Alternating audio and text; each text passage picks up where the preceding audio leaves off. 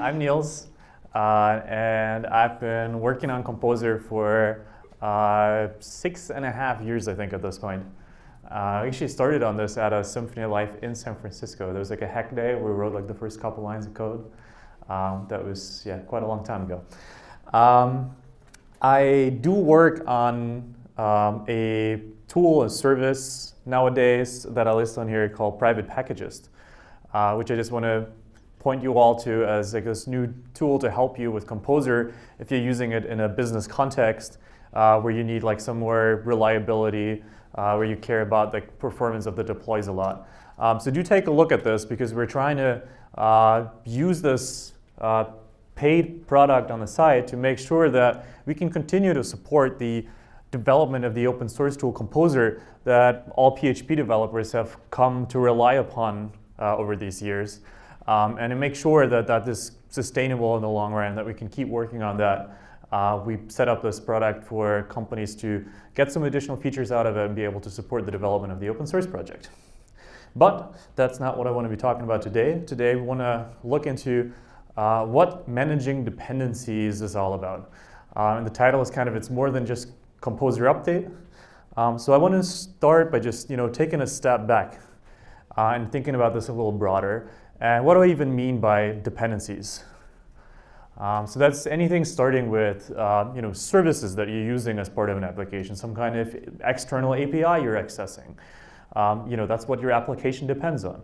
It could be some kind of client-side integrations on a website like the, OAuth mechanism with Google that you're using to log your users in. That's the dependency of your application.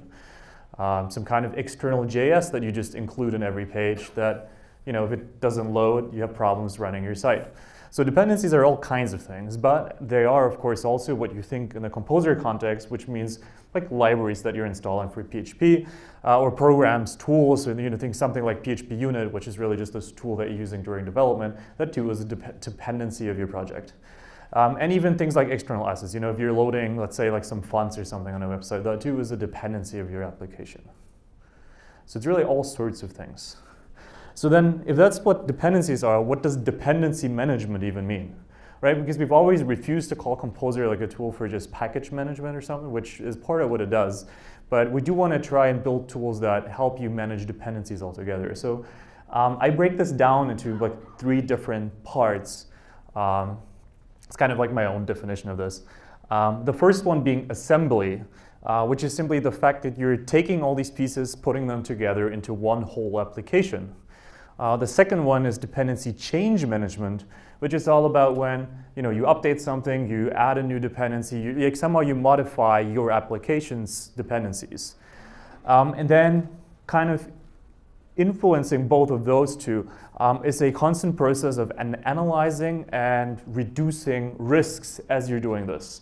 Risks for like downtime of your application, risks for like speed of development, for like whatever impacts the work that you do. And I am talking here about things that happen at runtime or at build time.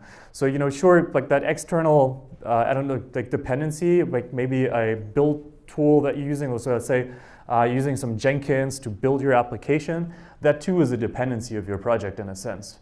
But there are things that can just go wrong at runtime, like the OAuth client I was saying earlier that doesn't allow users to log in because of some runtime error that's coming up.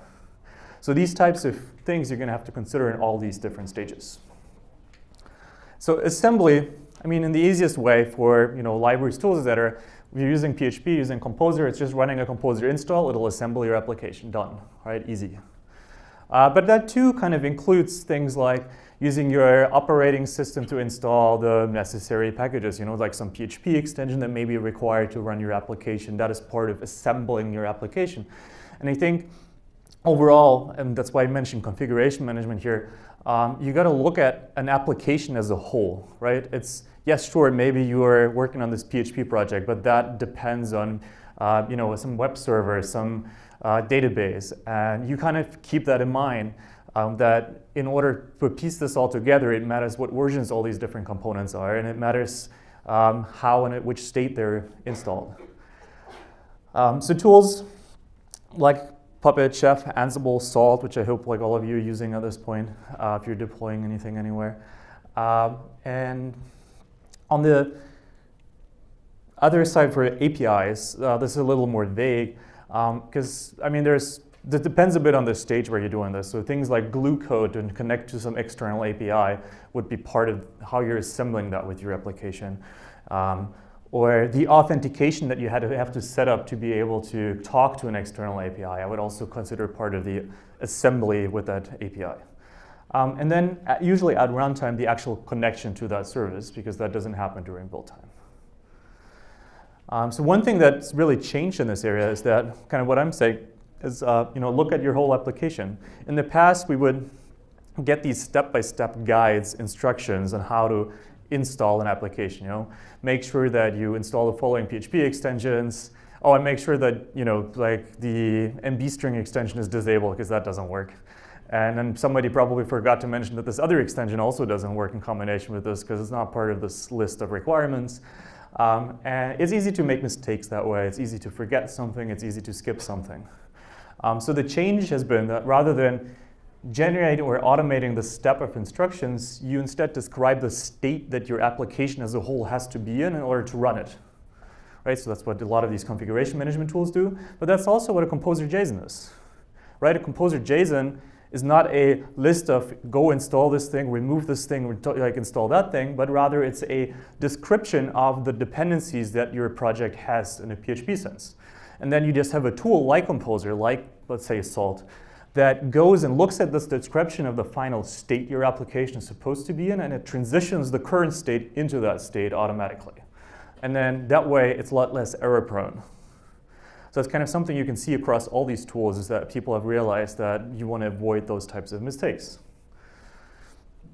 Dependency change management. So like I said, dependency change is kind of this, adding a dependency, removing one, updating one, replacing a library, or replacing an API. Again, we're talking about all types of dependencies at the moment. And running a composer update, right? That's how you change dependencies. So change management, that's how you're changing it, then becomes to the process of actually balancing risks while you're doing that, deciding, do I want to even update this library? Do I want to just update it to the latest bug fix release, or can I upgrade to the next major version? What are the consequences of this? What does this mean for my application? What are the costs? Am I going to have to spend a lot of time updating all these calls? How difficult is it going to be for me to actually upgrade to that next major version? And what are the advantages? Is it going to be a lot more secure? Is it going to add this cool feature that my users are going to be able to make use of that I really want to offer them? And it too includes architectural decisions that enable change later on. So for example, if you build abstractions within your application that then let you upgrade, replace a library a lot easier later on, that too is part of managing dependency change.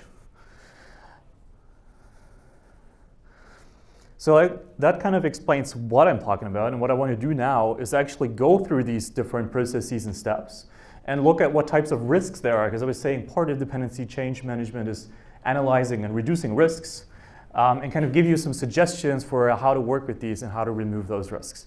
So the first type of risk I want to look at is availability. This usually affects the first part, the assembly part. Right? In the really easiest case, a piece of software can't be installed if you don't have a copy of it. So there's this kind of famous example now from the JavaScript world from last year, I think. I think it was longer ago already, where somebody went ahead and deleted an open source JavaScript library. And from that point on, hardly anybody could deploy any JavaScript application anymore, because it turns out that the majority of projects through some other dependencies end up depending on this one core library. And this was deleted suddenly for entirely unrelated reasons. That wasn't really the intention of the person deleting it, but it happened. And nobody had really thought about, how available are these open source dependencies? Can I rely on them to be there when I'm trying to do my build process, when I'm trying to deploy? Being aware of when these things can go away is kind of important.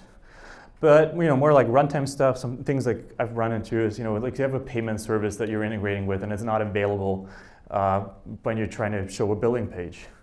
Or one of my favorites, there's this, I don't know if any of you have ever had to deal with VAT tax in the EU. There's this service the EU offers to validate the company IDs for this. and I feel like it's down probably more days than it's up. And this is really frustrating. This is part of a billing process where you're trying to get somebody to sign up for your service and pay for it, and then, oh, it doesn't work because this thing is down again. But also, again, saying like at build time, we're like, while you're working on something, even if your internal Jenkins isn't available and you can't deploy anymore, that too doesn't allow you to assemble your application. So how does one reduce that? I mean, like I said, with software, this is pretty straightforward. If you have a copy of the software, it's available to you. Right? There isn't like an external service where this becomes kind of difficult to do. But the question is, where do you have a copy? So, if this happens with PHP, with Composer, you can go and look at the Composer cache on your machine to try and recover this deleted library. Obviously, that's a cache. It's not a very reliable thing that you really want to always rely on to, if in case something happens. But it's a good thing to know that you have this cache directory somewhere, and maybe there's still a copy around of that software that you can't get anymore. It's important to note in this context that packages.org is a metadata service only. Right? All it delivers is JSON files that tell you about the available versions of packages, their names, their dependencies. But all the actual code is being downloaded directly from wherever the respective open source developer is hosting it. Most of the time that's GitHub, where they can delete the project. It may even be some Subversion server in their basement. It's something that maybe is worth looking at if you depend on this library. Is it always going to be available? Where does it even come from? So one thing I've seen companies do is actually go and fork every single open source dependency they have. And this definitely mitigates this risk, because now you have a copy of all of these things. But it does end up becoming kind of difficult to update, because now you have to actually automate this process somehow and actually go through every fork and get that updated and make sure that any new versions are available in there and any new changes are in there. And you do have to manage this gigantic set of repositories. Or I guess like the better way to do that with Composer is you set up something like Status or our private packages service, where you have a Composer repository that actually contains these files. And then you actually have a copy of that around. But there are like different strategies to doing this. And like, even if you're not going for one of these, at least you're aware of the risk that you're taking if you realize this. For services, this is a little different, because usually this depends on some kind of external effector and you can't just get a copy of it, right? But then there's architectural decisions that you can make. You can ask yourself, can I maybe asynchronously communicate with the service so that my user isn't impacted immediately by the external service not being available? Let's say my VAT ID example from earlier. Maybe I can save the ID for now, tell them like everything's all right, and we'll get in touch with you later once we've confirmed this ID is okay. Right? And then you can get back to the user later with that, which gives them a much better experience. Like something while we were working on private packages, we didn't want to, have our site be down just because GitHub doesn't reply to some particular API requests.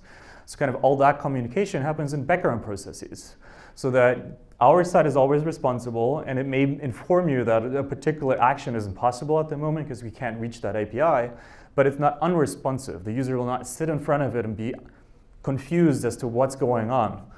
Because at least it's clearly communicating to you what is happening. And that kind of goes with the next step is, if you do that, clearly identify the actual error to users.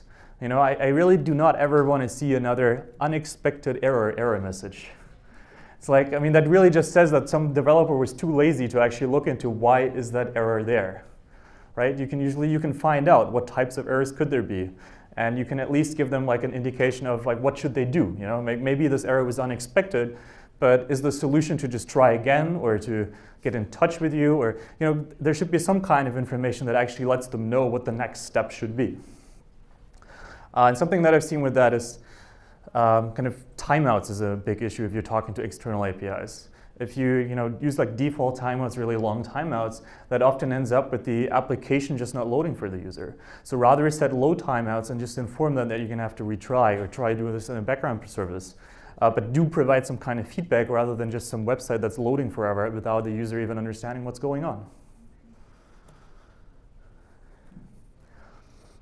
All right, so that was kind of availability. Next type of risk I want to look at is compatibility. And this part affects change management more than it is the assembly part. So easy examples are like ones that I'm sure all of you have run into at some point are backward compatibility breaks in library updates. You have some kind of function call and it doesn't work anymore because they either intentionally or unintentionally changed it in some way that it now has an unexpected result. But for APIs, this can happen too. Like semantics can change of an API. Even, it's not even that easy to spot. Like I've had seen this where some payment API wanted to add support for like all these new types of payment for like Apple Pay or like that kind of stuff. But all they used to do in the past was credit card tokens. And so they decided, hey, these tokens could just mean either or now. But the problem with that becomes if you have some kind of code that takes this token and then assumes it's a credit card and wants to display specific information to a user about it, that doesn't actually always work anymore because sometimes this token now refers to something other than a credit card. So that kind of stuff is like something to track, right? And I mean, sure, that happens. It's understandable. If it's like well communicated, you can update your application. But it is a type of problem that can come up. Change management. Or say like another problem, this is like kind of what risks do you create by adding a dependency? So I kind of have this checklist here of things that I would go through as I add a new dependency to a project. None of these on their own will be a clear sign for or against the library, but they are things to consider and kind of put in relation to each other. If you're just trying to decide whether you want to use a particular library, if you're picking between a number of them, or if you even want to decide whether you want to trust something at all or not. So something to look at is like the number of maintainers. Are there developers actively contributing to this? Have there been changes? This again doesn't mean that it's bad just because it's not actively developed, because sometimes there are libraries that are just very stable because they're perfect at what they're doing. It's a small specified problem. And that doesn't mean they're bad, right? But it's something to keep in mind if you're looking at this. You can look at things like how many users does a library have. Packages is kind of helpful in this because it shows you like the installation count. Ignore the absolute numbers of this. It's absolutely useless for comparing to each other. But it does tell you, oh, the install count is like 5, or it's a couple thousand. And like in one case, you can kind of assume at least I'm not the only person using this. In the other case, maybe somebody tested this once and that was it. So at least it gives you a bit more security in knowing that there's more people using this library, more likely to have already discovered some of the big bugs. And kind of like I mentioned earlier, where is the library actually being installed from? Do I want to be using this thing off of that Subversion server that's in some open source developer's basement? Or is it on GitHub and I kind of trust GitHub to be available enough? And what kind of alternatives are there? How easy would it be to replace if this wasn't maintained anymore? Or like how complex is it? Would I be able to build a replacement if I ever had to for some reason? Like maybe that's an option. Who here actually goes through kind of like a checklist like this when they add a dependency? All right, that's a pretty good number. That's nice. So yeah, basically, I could just encourage you to really, try and quantify that as well as possible. All right, we're talking about compatibility, right? So you've added a dependency and you're trying to, let's say, like update it or something. And the big thing that's supposed to solve a lot of these problems is semantic versioning. It's a great idea in principle. It's really simple. You have a version number, X, Y, Z, and the key part is X will be incremented if there's a BC break. So that would allow you to clearly avoid all BC break issues ever, because as long as you don't increment X, there will not be any problems. Now, of course, that only works if it's actually applied consistently and with every single BC break, because as soon as a library developer starts to decide that, oh, this one small change over here is kind of a BC break, but there's probably only really very few users who are actually going to see that. So that's really not a, we don't have to increment X for that. And what's the result? Some user of the library who thought that he was protected by semantic versioning gets a new version of the library that doesn't work for him anymore and his application breaks. So like, as a developer of libraries, don't be afraid to increment X. You're not doing semantic versioning if you have any BC breaks and you're not incrementing that first digit. The next thing is, what does BC even mean? There's like some things that I think we can easily agree on. Like if you're removing a function of the public API of some library, that's probably a backward incompatible change because somebody who is calling that function can no longer do so. But let's say, what about adding a new argument to a function? You could say that doesn't, anybody who was previously calling the function can still do so because it got like a default value. No problem. But what about somebody who was extending that class that contained this function, who actually added an argument themselves, and now you're adding one in the base class, and this other argument now changes its meaning? It's like maybe or maybe not. So you kind of have to decide, is that part of the, is that something that I want to be compatible with? So the key here is to actually define what you mean by BC. If you're doing semantic versioning, but it's unclear what you mean by a BC break, then again, your users can't actually trust that. They don't know what they can rely on. Symfony does this in a really great way. So there's this BC promise that really explains what it is that they're actually promising across version numbers. And you should either adopt something like that. It's fine for you to use your own, but at least clearly communicate what it is that you're actually promising if you're doing semantic versioning. And as a user of these libraries, if you know that somebody is not following this, or if you don't have a clear promise on these version numbers, it's probably a good idea to actually use narrower version constraints. Not use this caret operator for semantic versioning, but use like lower version differences and manually update after you've checked the code if you don't have that clearer promise. Like other ways of reducing a compatibility of risk, there's a lot of things you can do. I can't really cover all of that here. Obviously, if you have tests after upgrades, that helps because you can check whether your application still works after you've updated something. You can use static analysis tools like Fan, for example, that will actually find some of these like calls to libraries that don't really make sense anymore, so you don't find out about that at runtime, even if it's not covered by a test. Especially if in newer PHP 7 versions, you're actually using a lot of type information. But also manual stuff, like actually reading changelogs when you do updates. Who here goes and actually reads the changelogs of every library when they update them? I would have been surprised to see more hands here. But the thing is that goes hand in hand with, you're maintaining a library. Are you actually writing changelogs for people to read? Because there's so many libraries where the changelog, there's basically just, maybe there is one and it was like last updated a few years ago.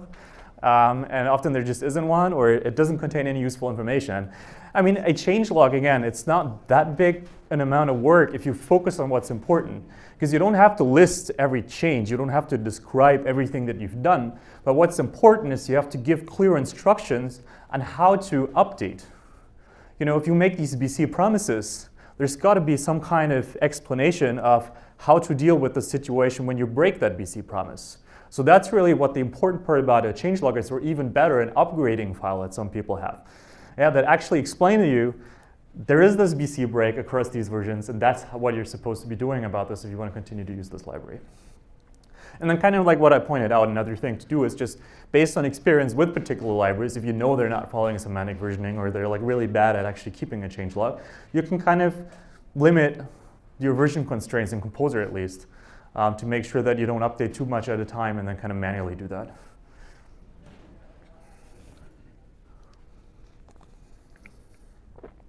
All right, so let's get a little more specific about actual Composer use.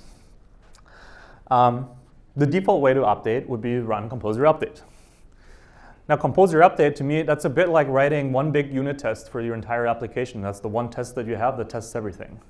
Problem with that I think most people are familiar with from testing is there's no isolation. So if something breaks, you have no idea where it broke. You don't know which part is actually the problem. So Composer update is kind of like that in that it'll update everything. And that's fine if you're doing this on a daily basis, because it'll probably just update one or two libraries. But in reality, people don't update that often. They end up coming to some project that hasn't been maintained for 6 months, and they run a Composer update for the first time. Or you were on vacation, there was nobody else doing it for a while, so here you are running a Composer update, and it tries to update like 30 libraries at the same time. And then you're supposed to read all those change logs and actually figure out how that's going. That's pretty difficult. So what you can do is use Composer update with a specific package, like a partial update that'll only update that one package. So if you at least do these one at a time, if the application breaks, at least you know it was because of this one package over here, and it wasn't because of one out of these 50, and I now have to manually check which one it could have possibly been. Problem with that is you have to know which ones to update, right? If you're doing this manually, you still have to go through them. So composer update also has a dry run flag that will go and pretend like it's doing the update but not actually do anything, but it'll list the output so that you can look at what would be updated if I was running composer update now, and then you can go and partially update these things individually and kind of run tests after each update and make sure that it's still working properly. So it's quite useful to kind of understand what would an update do in this case, what would the effects be. So how do these partial updates actually work? Because I think that's something I notice a lot of people don't really quite understand. And I made it up this absolutely absurd example where I have a package called zebra that depends on a horse, and a package called giraffe that depends on a duck. A horse that depends on a giraffe, and a duck that doesn't depend on anything. And my project depends on zebra and giraffe. But as a graph, so you can actually kind of understand what's going on here. I don't expect anyone to actually remember that. You can kind of see this. This is my project on the left, and then there's like these couple animals that I depend on, and they all have a version 1.0 that I'm currently using. And now all of them release a version 1.1, and I'm trying to do the update. So a partial update of just zebra will update exactly zebra.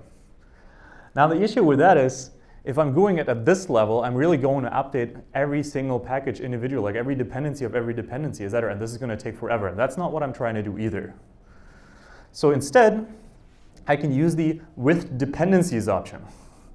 With dependencies means that it'll update the package that you listed, go to the dependencies of this package, update all of those as well. So like horse, and then it'll go to those dependencies like giraffe. But hey, in this case, it didn't actually update giraffe. Right? So it's not quite what we expected. And the reason for this is that Composer assumes that every dependency that you list in your Composer JSON, you actually want to manually manage, because that's your direct dependency. It's your responsibility to decide whether you want to update this or not. So a Composer update for a particular package with dependencies will update all the dependencies, all of their dependencies, except for anything that's on the top root level of the project, because it assumes that that's something you intentionally didn't list in the update. So you could update both of those. That's just those, but then of course the with dependencies flag again, and then you actually get all of these.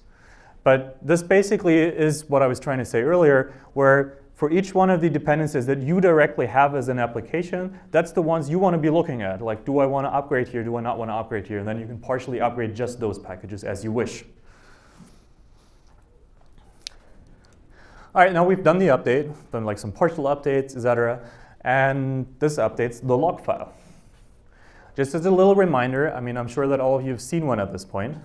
The contents of the log file are a list of all dependencies, including these transitive dependencies that you didn't manually add to your project, an exact version for each one of these packages, the download URLs where they are supposed to be downloaded from, and hashes of the files that you're supposed to be downloading. And the purpose of this file is that you can reproducibly install the same thing on different machines across a team, for users of an application, on different servers as you do a build again and again. It'll always give you the exact same state, because this file alone is enough to describe specifically what the state of the application is. This helps with the isolation of issues in bug reports, for example, if you ship an application.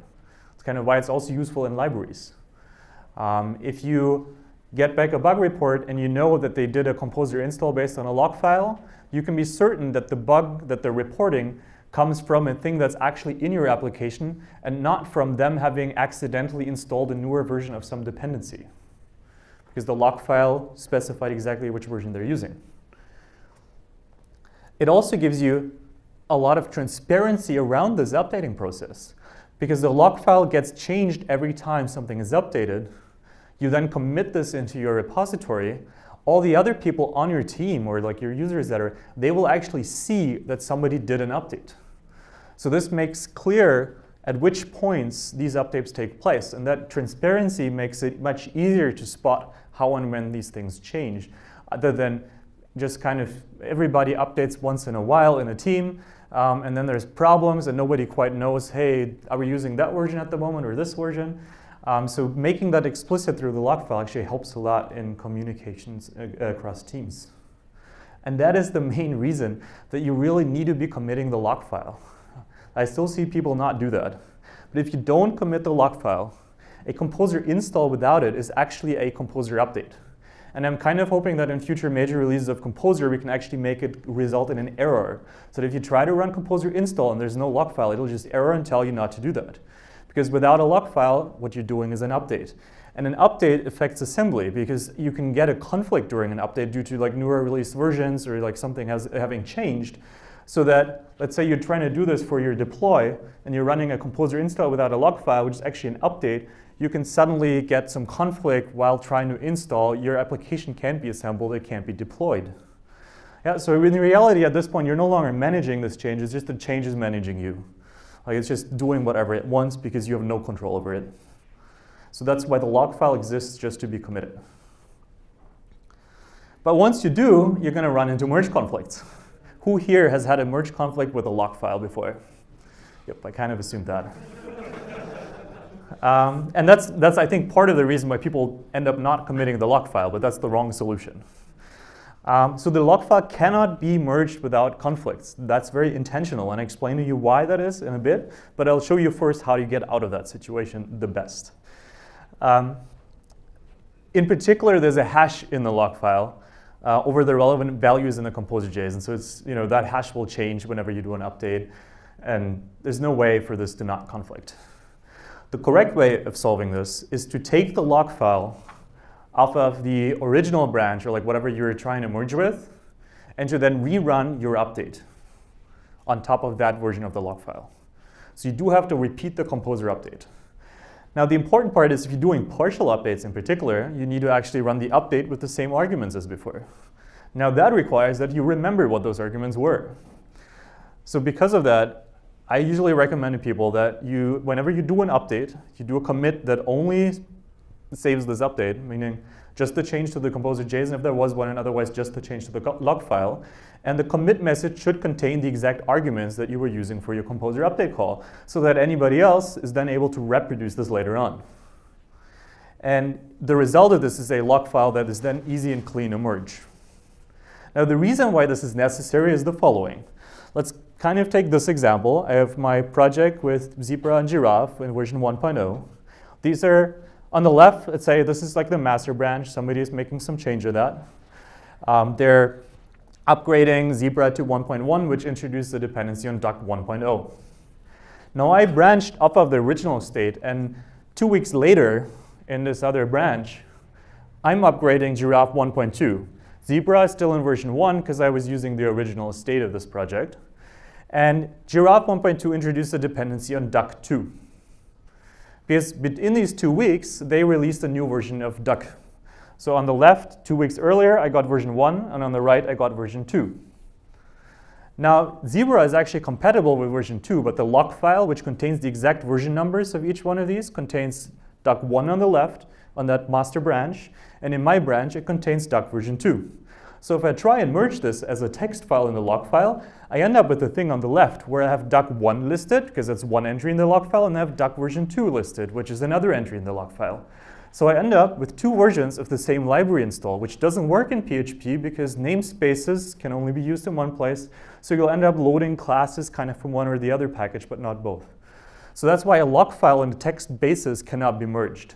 It's important that you rerun the update, because if you take the master branch and rerun your Giraffe update, you now end up with Zebra 1.1 and Giraffe 1.2, and it's both compatible with duck. But there's only one entry in the log file for the duck library.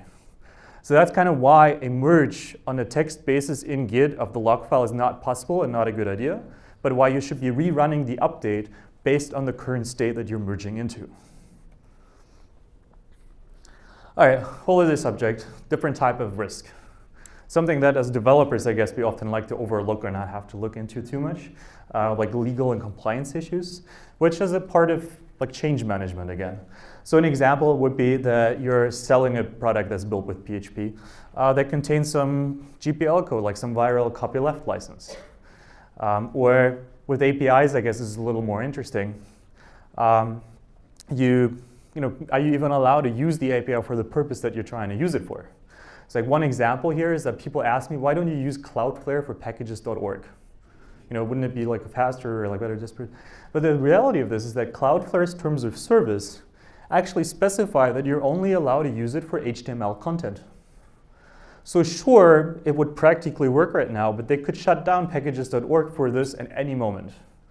So if you add a dependency to your application, to your project, it's kind of worth actually looking at the terms of what you're using there to see whether, do you get enough time to move off to another API if they decide to shut down your use of the service. What exactly does it say in the fine print? What kind of alternatives do I have if they decide to shut down their service altogether? What kind of support can I expect? And if this is like an important part to my business, maybe it's worth actually paying for that SLA where they'll help me enough if I have some problems with the service. And the way to minimize this, on the software side with like licenses and making sure that whatever code you're using has like the right patents protection and that kind of stuff, there's a tool in Composer. It's just a command, Composer licenses, that will actually give you an overview of all the licenses used in your dependencies, so you can go through this and review this, which makes this a little easier to see across the entire project. And in private packages, we build on top of this something called license review, which basically does this on an organization level across all your projects that you have in there, which is kind of based on a similar idea. For terms of service, SLAs, contracts, for one thing, make this a criteria for selection. If you're trying to pick a library, don't just do that based on technical things, but also look into, what kind of alternatives do I have there? What options do they give me in case there's problems? And usually they're negotiable. That's another thing to keep in mind.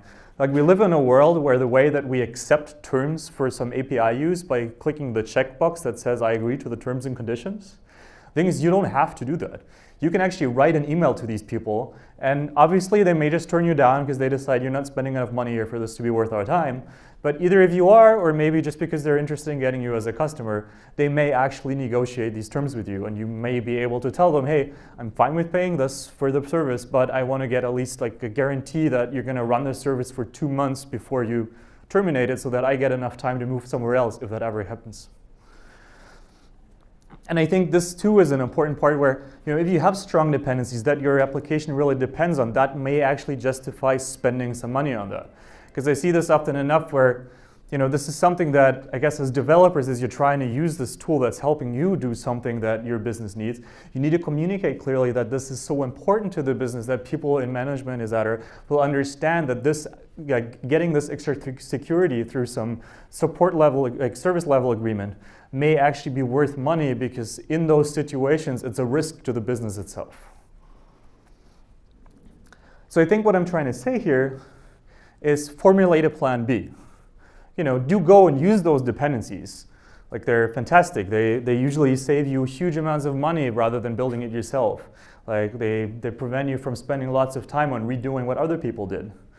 But do think about the consequences of something not being maintained anymore, of somebody deciding to shut something down. And even if you decide that that risk is acceptable, which I think is a perfectly fine argument to make, at least you thought about it once, and you know that when that happens, what will be my next step? Like, do I have to go and write this myself now? Or is there somebody I can get in touch with because I can buy an alternative from them? So at least when you're adding a dependency, when you're changing dependencies, at least think about what the options are if this goes wrong. And then, only spend resources on actually reducing the risk until it's kind of acceptable. Don't overdo this. Because, it's like this example of how many people here have ever migrated a database from MySQL to PostgreSQL. So a couple have actually done this. Who here didn't have to change any of the SQL code while they were doing this? Yeah, so the thing is, like, the point that I'm making here is one about database abstraction layers. They're a fantastic tool at a number of things. Like, for example, at making it easy for developers to get to know work on one system if they know another.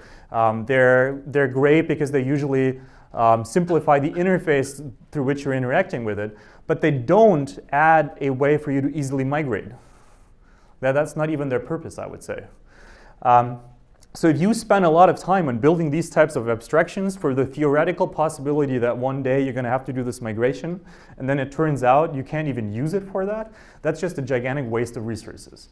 So it's important to keep in mind, as you're trying to protect yourself from these issues across updates or across somebody potentially stopping to support something or wanting to make some future changes to dependencies, that you don't spend weeks and weeks on building some abstraction to potentially replace one library with another that really isn't very critical to your business in the first place. So in summary, use composer update, potentially with dry run, and packages after it to partially update one at a time with more isolation. Use git checkout from the base branch composer.lock to get the lock file off of the branch that you're merging into, and then rerun composer updates on top of that. Formalize backward compatibility promises for users of your library so that they know what semantic versioning actually means, and then don't be afraid to increment the major version number in semantic versioning. Document the changes that you make to dependencies. Use commit messages that actually contain the arguments you use through composer update. And then as you're working with dependencies, have a plan B ready, but don't waste resources on actually executing on that if it's unlikely to actually happen. Just think about it once in a while. Dependencies themselves are great. They save you huge amounts of time, and really their benefit is usually a lot greater than the cost. So do use a lot of them, but not more than you really have to. So I think overall developers need to consider dependency management a little more from this business perspective of what kind of risks does this bring to a business that I rely on all these open source tools. And the answer to that may actually be not very much, but it's something to think about. And on the other hand, it's something that business itself, can't ignore. Like it needs to actually look into this, not just assume that developers will deal with software dependencies, but it may actually have a very big impact on how your business continues to operate after some major event. So I guess overall, communication over this subject needs to improve to make sure that this doesn't become an issue. And with that, thank you very much, everyone. If you do want to take a look at private packages, there's a discount code on here. I'd love to see some more of you on there. I'm going to be around for the rest of the conference, so just come talk to me if you want to discuss anything relating to Composer, have any questions about any of this when I'd like to look at private packages. Thanks a lot.